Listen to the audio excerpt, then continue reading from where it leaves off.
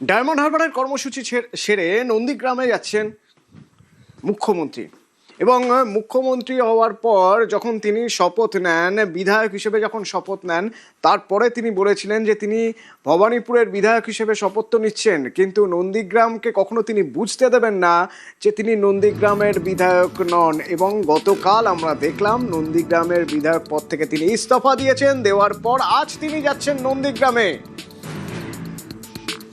সোমরাজ আছে আমার সঙ্গে ফোনে। সোমরাজ, গতকাল ইস্তফার পর আজ নন্দীগ্রামে, আগে থেকেই জানিয়ে রেখেছেন নন্দীগ্রামের, কখনো নন্দীগ্রামকে তিনি এমন মনে করতে দেবেন না যে তিনি নন্দীগ্রামের বিধায়ক নন।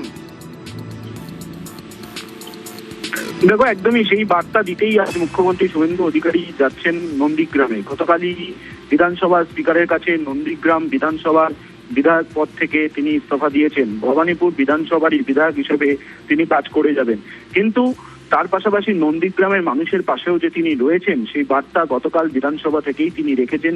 বিশেষ করে তুমি দেখেছো নন্দীগ্রামে ইতিমধ্যেই জলের কানেকশন দেওয়ার কাজ শুরু হয়েছে। জনস্বাস্থ্য কারিগরি দপ্তরের তরফে সেই কাজ ইতিমধ্যেই শুরু করা হয়েছে। নন্দীগ্রামের সামগ্রিক উন্নয়নমূলক প্রকল্প ইতিমধ্যেই শুরু করা হয়েছে।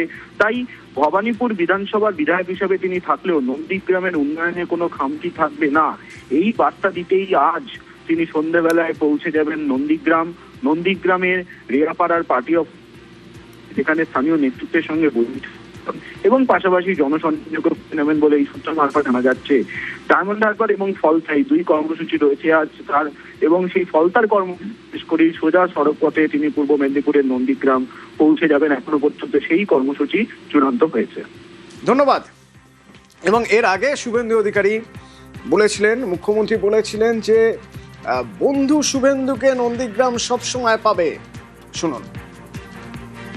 গ্রামের প্রত্যেকটি ভোটারের কাছে আমার আবেদন, বিধায়ক অন্য কেউ নির্বাচিত হলেও দায় দায়িত্ব, স্বপ্ন পূরণ, আশা ভালো রাখা, ভালো মন্দে থাকা, সব উন্নয়নে থাকা, বিধায়ক পরিষেবা কার্যালয় সহ সমস্ত রকম পরিষেবা আপনারা পাবেন। আপনাদের বন্ধু শুভেন্দু আপনাদের সঙ্গেই থাকবে।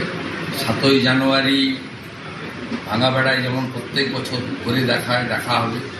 14ই মার্চ অধিকারী পল্লী গোকুলনগর সোনাচূড়ার শহীদ মিনারে যেমন দেখা হবে।